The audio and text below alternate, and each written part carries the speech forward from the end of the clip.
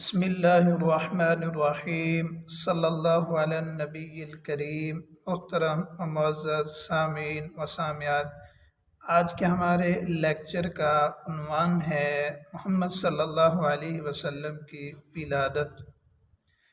محترم سامعین، حضرت عثمان بن ابی العاص رضی اللہ تعالی عنہ کی والدہ فاطمہ بنت عبداللہ فرماتی ہیں کہ نبی اکرم صلی اللہ علیہ وسلم کی ولادت کے وقت میں حضرت آمنہ کے پاس موجود تھی۔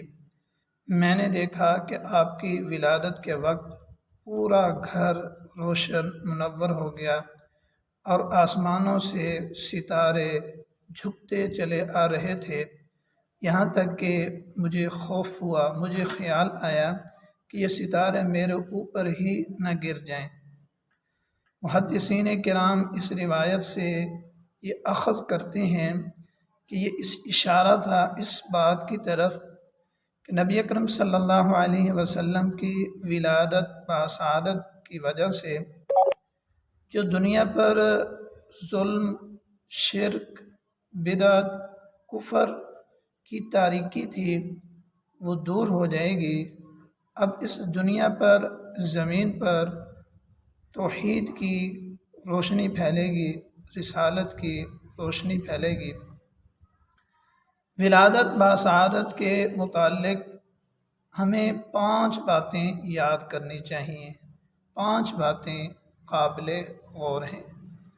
پہلی بات کہ آپ کی ولادت کا دن کون سا تھا۔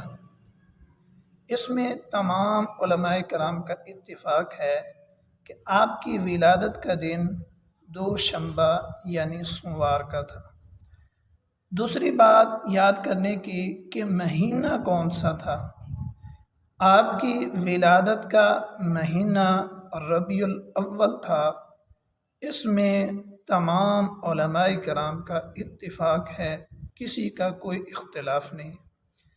تیسری بات یاد کرنے کی کہ تاریخ کون سی تھی، ربیع الاول کی تاریخ کون سی تھی، تو اس کے بارے میں علماء کرام کے مختلف اقوال ہیں۔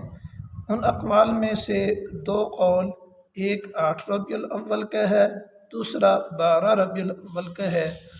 جمہور محققین ارشاد فرماتے ہیں آپ کی ولادت 8 ربیع الاول کو ہوئی۔ تیسری بات یاد کرنے کی وہ ہے سنہ یعنی سال۔ سال کون سا تھا؟ عام الفیل یعنی واقعہ فیل سے بعض رات فرماتے ہیں کہ 50 دن بعد، بعض رات فرماتے ہیں کہ 25 دن بعد آپ کی ولادت ہوئی۔ 5ویں اور آخری بات یاد کرنے کی یہ ہے کہ آپ کی ولادت کی جگہ کون سی تھی۔ محققین ارشاد فرماتے ہیں کہ آپ کی ولادت کی جگہ شہر مکۃ المکرمہ اور خواجہ ابو طالب کا گھر تھا، آپ کی اس جگہ میں ولادت ہوئی۔ محترم سامعین، یہ قیمتی باتیں ہیں